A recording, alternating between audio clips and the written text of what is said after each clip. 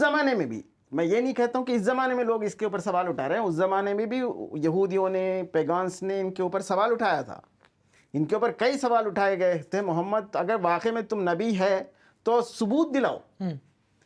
हमारे पूर्व जितने भी मूसा, ईसा हमारे पूर्वजों के पास आए थे, वो तो कम से कम हमें दलीलें दी थी, सबूतें दी थी। वो कुरान में भी है कि उन लोगों ने कोई मोजज़े बताए थे।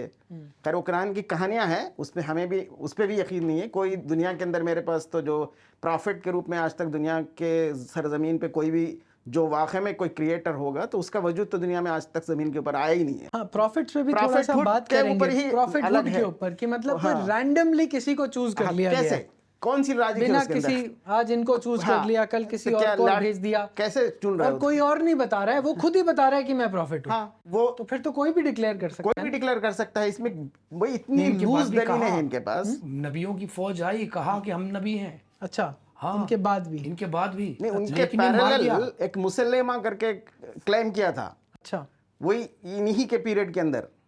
तो वो ये 5 नमाजें दिया था तो वो 3 नमाजें दिया था। अच्छा, और वो तो बोला था कि आप किसी भी तरफ से मुंह चेहरा करके नमाज पढ़ सकते हैं। अच्छा, यानी इनसे भी थोड़े बहुत थोड़ा बेटर ऑफर दे रहा था। उनकी भी मैं समझता हूँ 17वीं सेंचुरी तक उनके फॉलोअर इंडिया में भी रह चुके हैं। एक चीज़ देखें इसमें, इस्लाम को अगर परखा जाए तो जहाँ से शुरुआत होती है वहीं पे ख़त्म हो जाएगी, क्योंकि जो इसका शुरू है कि ला इलाहा इल्लल्लाह मुहम्मदुर रसूलुल्लाह, जो कलमाए शहादत है वही साबित नहीं होती है। एक शख्स जो है मुसलमान बनने के लिए अल्लाह और उसके रसूल पे ईमान लाता है। ईमान क्या है कि आपको ये मानना है कि एक अल्लाह है, उसके सिवा दूसरा कोई माबूद है ही नहीं, ला इलाहा इल्लल्लाह, और दूसरा मुहम्मदुर रसूलुल्लाह, मोहम्मद अल्लाह के सच्चे रसूल है। अब तो एक मुसलमान ये जबान से कह सकता है, लेकिन ये विटनेस बन रहा है, यानी वो गवाही दे रहा है। आप ये सोचे कि गवाही कैसे दे सकता है जबकि उसको पता ही नहीं कि अल्लाह एक है कि 2 है कि 4 है कि 5 है। पता है, वो तो बस बिलीफ की बात है ना, बस डिक्लेरेशन की बात है, चलो मैंने आज से मान लिया जी। दूसरी मोहम्मद, वअशहदु अन ला इलाहा इल्लल्लाह मुहम्मदुर रसूलुल्लाह, यानी मोहम्मद जो है अल्लाह के सच्चे रसूल है। कैसे मुझे क्या पता कि वो सच्चे है कि झूठे? वो तो ट्रेडिशन में है जी, आपको मानना है। क्यों मानना है, उसकी कोई रैशनैलिटी नहीं है। कुछ ऐसी बढ़िया जीवन जिया हो किसी ने, ये भी रैशनैलिटी नहीं है। तो थोड़ा सा जीवन की भी बात करेंगे और बाद में करेंगे। अब मैंने जैसे पहले कहा कि ये एक फिल्म की तरह है, मोहम्मद ने इसको बहुत डिजाइन किया। अल्लाह का कैरेक्टर, शैतान का कैरेक्टर और जिब्रील का कैरेक्टर, ये तीनों के तीनों कहीं से भी साबित नहीं होगा। अगर कोई मुसलमान ये साबित कर देता है उसी दिन मैं इस्लाम दोबारा से कबूल कर लूंगा, कहीं से भी साबित नहीं हो सकता। उसमें तो अंसारी भाई ये होता है ना कि बोलते हैं अच्छा बताइए फिर इतनी बड़ी कायनात कैसे बनी, किसी ने तो बनाई होगी जी। तो वो यही है, तो बस किसी ने बनाई होगी, उसका कोई क्रिएटर है। इसकी एक थियरी है मेरे पास, एक्चुअली एक स्क्रीनशॉट है, मैंने मैं एक सवाल करता हूँ सर जी। अगर ये सूरज चांद अपने आप नहीं हुए, किसी ने क्रिएट किया होगा, तो फिर वो उसको कौन क्रिएट किया हो? बहुत बढ़िया बात। अगर वो उसको कोई क्रिएट किया होगा तो सूरज, यही बात आपको मैं वीडियो दिखाना चाहूंगा, मे बी हम प्ले करेंगे। एक इसमें मैं भी कह दूं, ये बात अब वहीं चली जाएगी, मुर्गी पहले आई या अंडा आई। बिल्कुल सही बात। तो लेकिन हम उधर नहीं चलते हैं।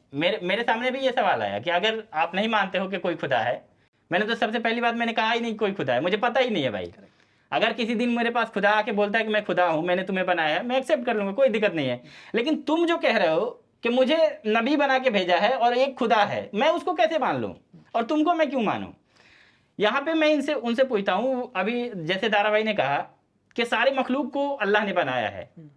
जीव जो है, ये कहते हैं कि जीव जो है वो सिर्फ अल्लाह देता है, यानी जान जो है वो अल्लाह देता है। ठीक है, यहाँ शराब बैंड है, वहां जाके शराब। कुरान के अंदर कई आयतें हैं, एक जगह नहीं है। अच्छा, हाँ, असली में कुरान में ही है, कुरान के अंदर है शराब मिलेगी, शराब जन्नत में आपको मिलेगी। शराब की क्वालिटी भी पीने में क्या प्रॉब्लम है फिर?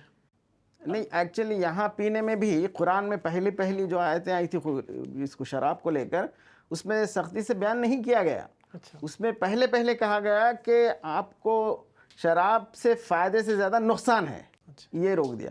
फिर उसके बाद कहा कि जब लोग पी के भी नमाज़ पढ़ने आते थे तो फिर जब लगाया कि आप नशा की सूरत में नमाज मत पढ़िए, मतलब बाद में पी सकते हैं।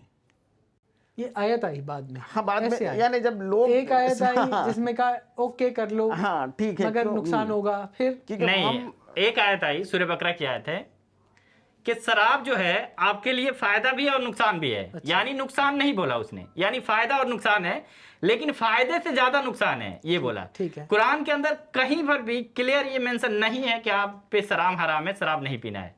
दूसरी जगह ये आई कि शराब नशे की हालत में, यानी वहां शराब का मेंशन नहीं है, नशे की हालत में आप नमाज के करीब ना जाओ। ये सिर्फ वैसी बात हो गई जैसे आप शराब तो पी सकते हैं लेकिन शराब पीते वक्त ड्राइविंग नहीं कर सकते। हाँ ठीक हाँ, है, ये don't system। Drink and drive. ठीक है जी। आप पीछे बैठकर पी लीजिए। एक्चुअली जब मोहम्मद की जो टीम थी, जितने भी फॉलोवर्स थे, उसमें ज्यादातर पीने वाले थे।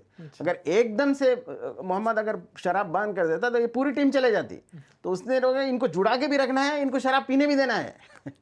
क्योंकि हमारे रसूल को टीम चाहिए था ना लड़ने के लिए। तो जब नशा करके आएगा आदमी तो उसके अंदर से सच निकलती है, या फिर नहीं जाएगा लड़ने के लिए, या हो सकता है कहीं इंसानियत बाहर निकल जाए। इसलिए नशे से रोका गया कि भाई कहीं नशा करके लड़ाई करने जाएगा और मारा जाएगा वो। तो जब नशे में नहीं रहेगा ना तो वो जबरदस्त तरीके से लड़ेगा। इसलिए धीरे धीरे शराब से दूरी बनाए। हदीसों के अंदर पूरी तरीके से बैन है, मतलब कुरान शराब में भी आपको- लास्ट में यहाँ तक आया है कि ये शैतानी हरकत है, कहा गया कि ये शैतानी हरकत है। लेकिन ये फाइनल ये नहीं कहा कि ये हराम है, जैसे दूसरे चीज़ों पे हराम किया गया, खंजीर जैसे उस पे वैसे हराम नहीं किया गया।